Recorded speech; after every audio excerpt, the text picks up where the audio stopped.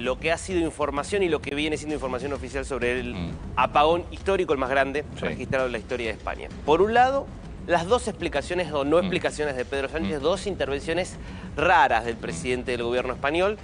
La primera sí, dando un dato concreto, si la explicación, si querés lo podemos escuchar, que es lo que se produjo a las 12:33. Esta caída abrupta en 5 segundos del abastecimiento de energía. Si quieres lo podemos escuchar. Los técnicos de Red Eléctrica es que a las 12:33 de esta mañana 15 gigavatios de generación se han perdido súbitamente del sistema y que se han perdido en apenas 5 segundos. Esto es algo que no había ocurrido jamás. Bueno, que esto es lo que hace que se vuelva, porque no es que se fue a cero. Está la magnitud de la desaparición de la energía que el sistema, por protección, se desconecta. Ahí está bueno, me parece, explicar cómo funciona Red Eléctrica, que es la empresa que se ocupa del transporte de energía. Básicamente es como una especie de disyuntor. ¿Cómo es el disyuntor que uno puede tener en su casa? Si detecta que hay de repente un choque eléctrico, corta completamente todo el funcionamiento de la electricidad, hace que salten... Ha pasado en la Argentina. Cuando vos tenés un problema de un apagón importante, han salido... Bueno, el último fue, creo que el Edesur hace ¿cuánto? Hace 2 meses, ¿cuánto fue? Sí. Un apagón importante, que recuerdan que habían salido de generación varias centrales. ¿Por qué? Por protección. Había sido tal el diferencial de energía que terminan saliendo por protección. Eso pasa en todos los sistemas integrados de energía. Lo que nadie te explica es por qué desapareció. Bueno, hay una explicación. A ver, si querés podemos escuchar ahora, porque acaba de hablar el presidente de Red Eléctrica, primero descartando un ciberataque. Si querés escuchemos. Dale. Hemos tenido la colaboración del CNPIC, INCIBE, del CNI, y esta mañana pues hemos podido concluir que efectivamente no ha habido ningún tipo de intrusión en los sistemas de control de Red Eléctrica que pudieran haber ocasionado el incidente. Hemos tenido la colaboración del CNPIC. Bueno, efectivamente descartando ahí la posibilidad.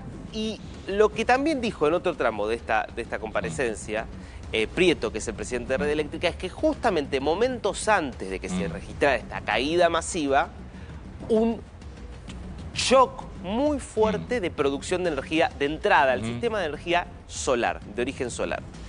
Entonces, una de las hipótesis de las que se está barajando, ¿qué hace Red Eléctrica? Si registra de repente mucha energía de golpe, desenchufa desconectas varias redes. Fuentes de ingreso, claro. Que en esa desconexión termina produciéndose el efecto contrario. Una baja de energía muy importante, porque justamente quedan desconectadas varias redes. Y que entonces esa oscilación tan fuerte deja básicamente el sistema totalmente desenganchado y hace que se reduzca a cero. Y tardás 24 horas en restablecerlo. Bueno, una de las cuestiones que se está planteando es que parece que cuando vos dependes tanto de la energía eólica y solar, que es el caso de España, que es un país pionero absolutamente en términos de energías renovables, es un sistema que es mucho más inflexible a esto de engancharse y desengancharse del sistema. Lo que están diciendo muchos es que, por ejemplo, lo que es el ciclo combinado, que es básicamente las centrales termoeléctricas que funcionan, en el caso europeo, a gas, así funcionaba Alemania. Gas que venía barato de Rusia. Hasta la guerra de Rusia. Hasta la guerra. Gas barato de Rusia, el gas genera calor y ese calor genera electricidad.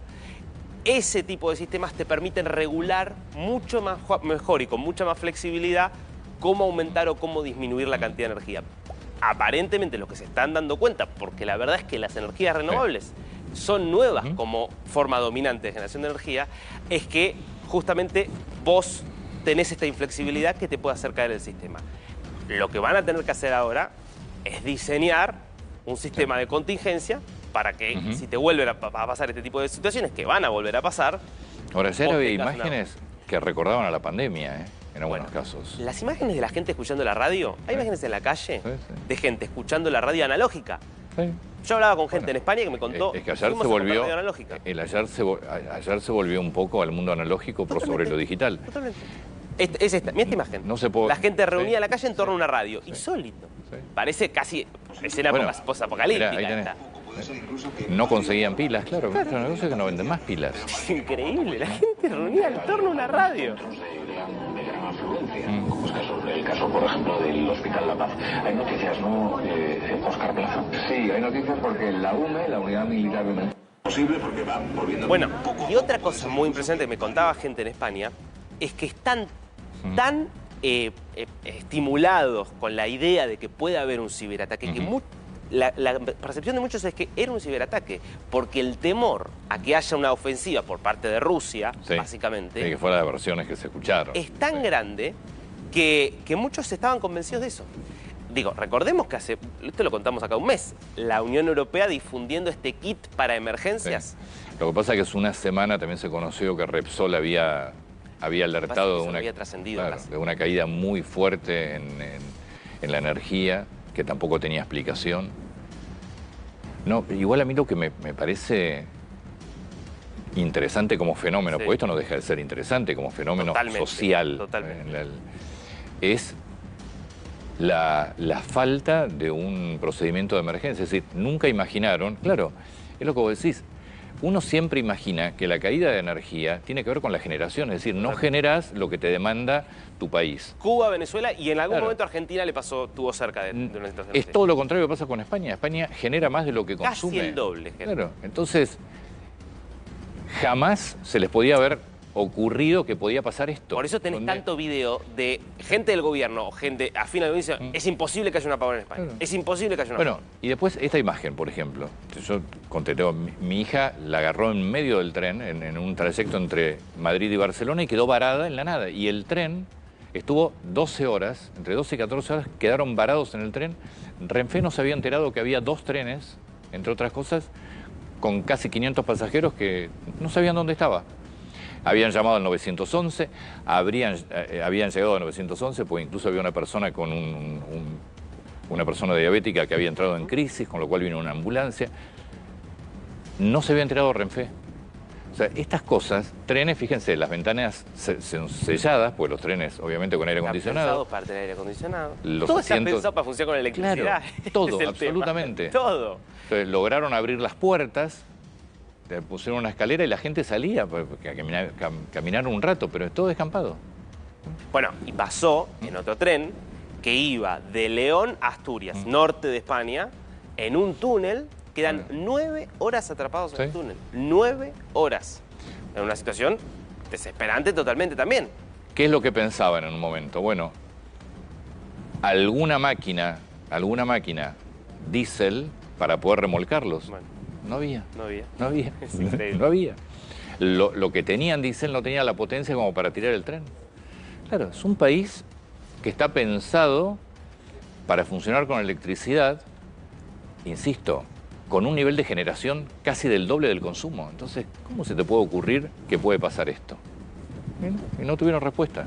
Bueno, hoy lo que se empieza a discutir es, bueno, quizás haya que pensar en mecanismos alternativos, por lo menos de tener reservas de energía, para, por ejemplo, algunos dicen almacenar hidrógeno, energía en hidrógeno, para justamente poder abastecer al sistema en caso de una crisis, ¿no? Bueno, 24 horas antes, casi te diría a esta hora, estábamos hablando con el director del debate allí en España, lo tenemos otra vez, hoy ya me parece que obviamente mucho más tranquilo con todo ya España funcionando, creo que normalmente. ¿Cómo le va? Buen día, Hola, buen día. Buenas tardes prácticamente para ustedes. Sí.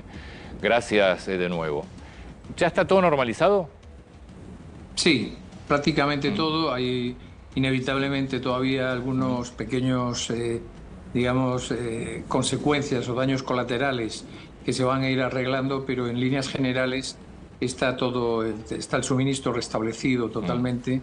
Red Eléctrica, que es la empresa estatal que se encarga de la distribución de la energía y la responsable de lo que ocurrió, asegura que en este momento, salvo un 0,5%, que no sabemos muy bien en qué zona está totalmente el suministro restablecido. Ayer a las 9 de la noche en Madrid, por ejemplo, estaba totalmente restablecido. En otras zonas de España pues tardó más. Por ejemplo, en Galicia hasta la 1 de la madrugada no llegó. Sin embargo, otras zonas del sur de España a las 7 de la tarde ya lo tenían. Sí. O sea que fue en fases distintas, pero el servicio está restablecido y la normalidad también. Rubio, hablábamos hace un ratito y escuchábamos en una conferencia de prensa del titular de Red Eléctrica. La pregunta del millón sigue siendo la misma. ¿Se sabe qué pasó? Se especula con varias cosas. ¿Te acuerdas que ayer yo decía que podía ser un sabotaje? Que hubiese sido... Sí. En fin, muy mala noticia, honestamente, ¿no? Afortunadamente no parece, o sea, no ha sido un sabotaje, ha sido un fallo técnico, pero hay la versión más verosímil que se está dando es que la red eléctrica española, que es magnífica por otro lado, y que sus profesionales son técnicos muy cualificados, contrastada profesionalidad a lo largo de todos los años, no está preparada para el sistema de entrada constante de energía, es decir, renovable. Necesita una estabilidad, la estabilidad que le ofrece permanentemente la energía nuclear, la energía térmica, la hidroeléctrica, pero lo que no está preparada es que para que de repente tenga una entrada muy fuerte de todo lo que es ahora mismo las plantas solares o la energía eólica. España está liderando casi en el mundo, si no es la primera, es de las primeras naciones que lidera energía eólica. Es decir, nosotros producimos, como muy bien decíais antes, más energía de la que consumimos.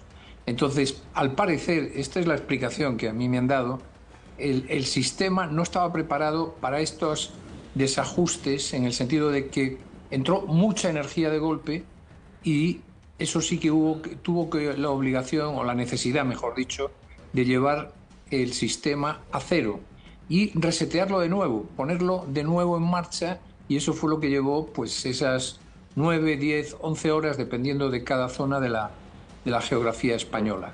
Pero al parecer la causa fue un exceso de entrada de energía a la red. Bueno, esto que usted dice, Vieito, de, por ejemplo, la que es la potencia de generación eólica, uno recorre España, yo tuve la posibilidad de recorrer en auto buena parte de España, es impresionante la cantidad de parques eólicos que uno se va encontrando por todo el país.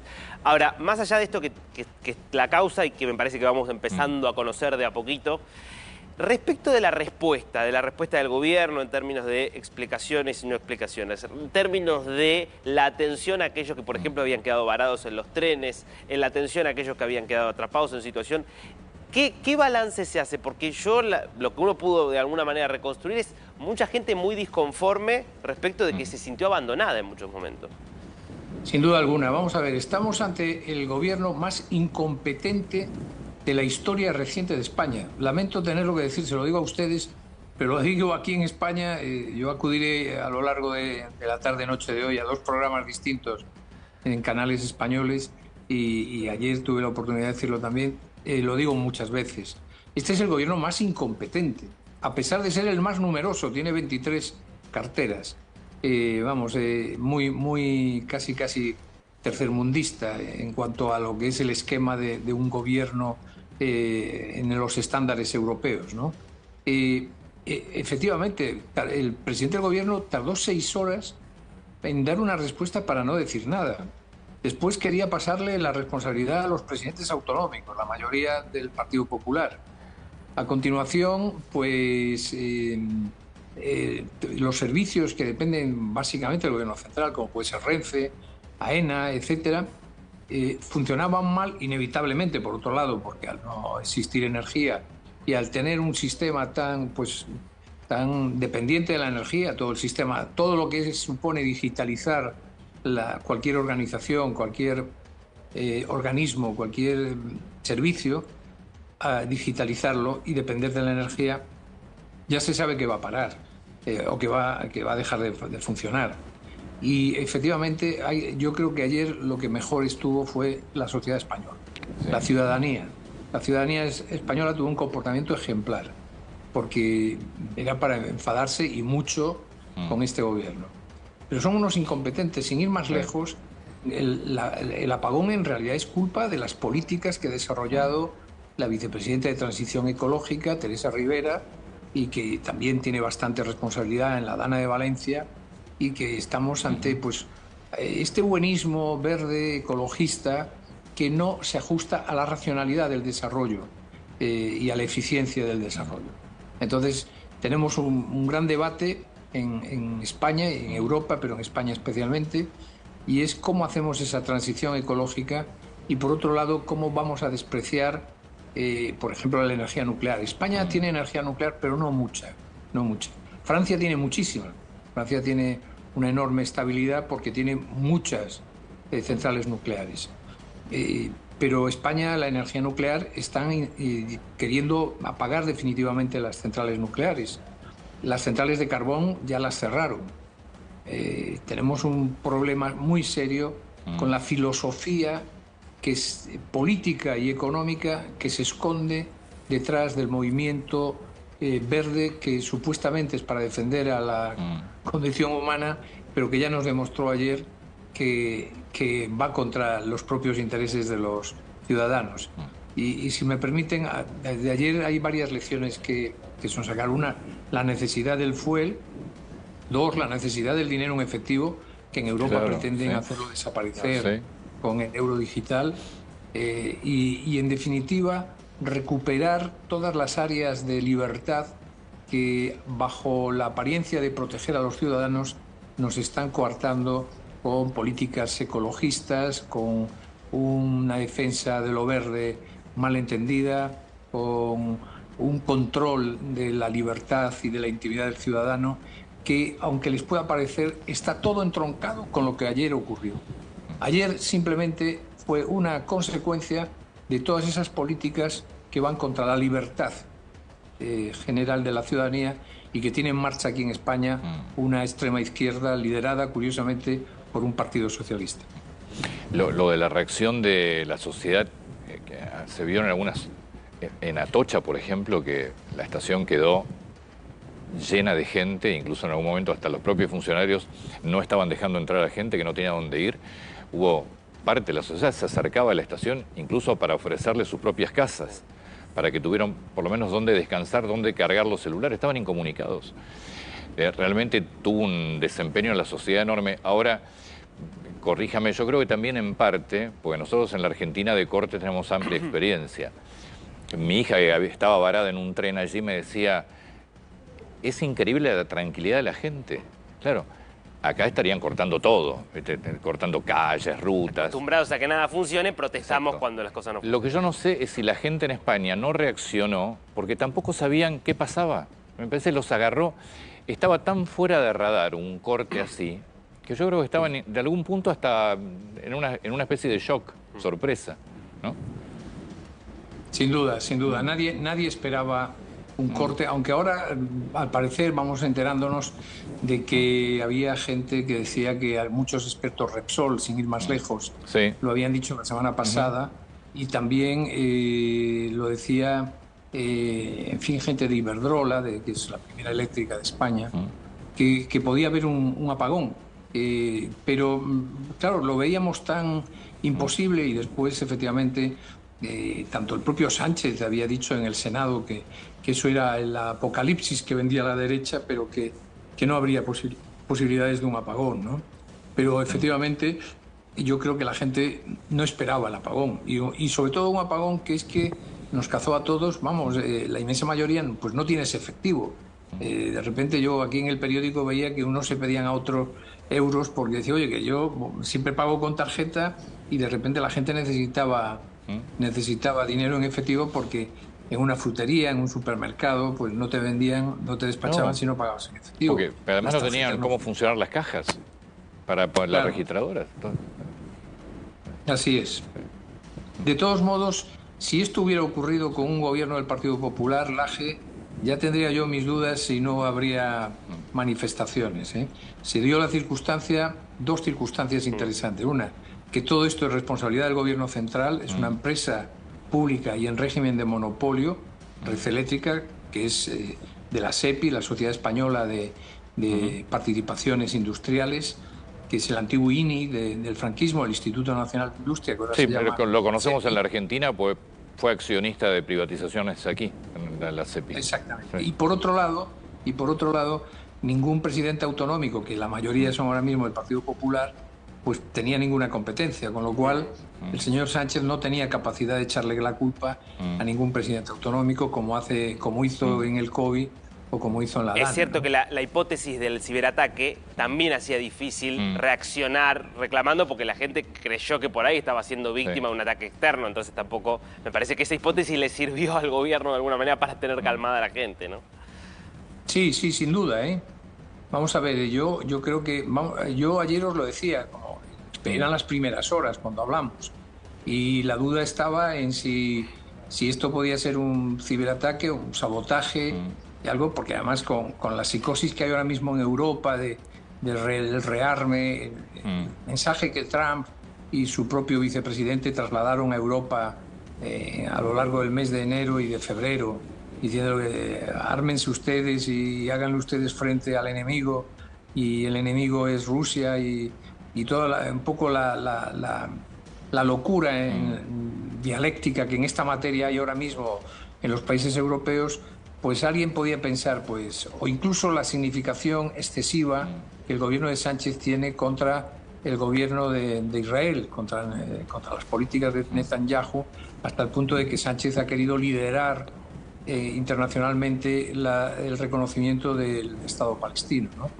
Pues uno piensa, bueno, pero yo, en fin, ahora, sabiendo lo que ya sabemos, en realidad ha sido una auténtica negligencia, pero derivada de un hiperdesarrollo de las energías alternativas. Es que yo creo que, viéndolo desde aquí, ¿no?, lo que más llama la atención, que usted lo decía hace un rato, pasó lo mismo que con la DANA.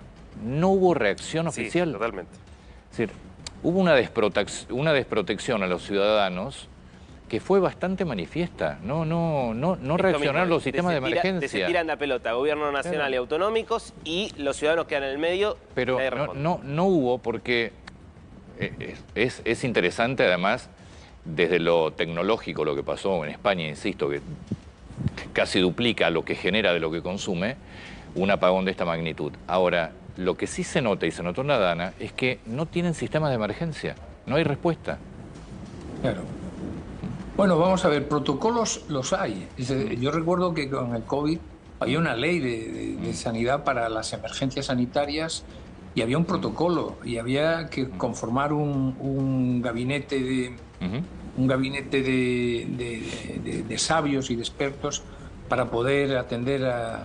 Pero, para sorpresa de todos nosotros, el gobierno de Sánchez no lo había creado. Incluso nos llegó a mentir, nos dijo que existía y que lo consultaban. Después se demostró con el tiempo que no había el comité de expertos y de sabios. Hay un protocolo también para la DANA, y tan pronto una emergencia climática, como fue la DANA que cayó sobre la localidad de Paiporta, en Valencia. Por cierto, el párroco de Paiporta es argentino. En la DANA lo que ocurrió es que el gobierno central tenía competencia, puesto que afectaba a la Comunidad de Valencia, a la Comunidad de Murcia, a la Comunidad Andaluza y a la Comunidad de Castilla-La Mancha, que tuvo 7 muertos también. Cuando una emergencia climática o de cualquier otro tipo, de una catástrofe, afecta a varias comunidades, la competencia pasa automáticamente al gobierno central. Bien. Pero aquí, en fin, no quiero hablar más de Sánchez, pero aquí a Sánchez le llaman el galgo de Paiporta, porque salió corriendo el día que le protestaron unos vecinos airados, mientras el rey Felipe se quedó allí. Es cierto, y él dio una imagen recordada, diciendo que era la ultraderecha. Después la Guardia Civil los identificó, y eran 3 vecinos de Paiporta que estaban pues con un enfado monumental, viendo que habían perdido sus casas y que habían perdido la vida a sus vecinos, ¿no? Rubido, muchísimas gracias, como siempre, por su tiempo. Encantado. Por favor, el director del debate, en una España que empieza ya a tomar otra vez ritmo normal. Pero a mí me parece interesantísimo analizar todo. Primero está toda la cuestión técnica de la generación de energía y qué pasa cuando tenés tanta renovable. Después, la dependencia que tenemos todos es muy de la tecnología al nivel... Es realmente ¿no? importantísimo lo que pasó, como para analizar y para... ¿Y cuál es la contingencia? Los planes. Fantástico.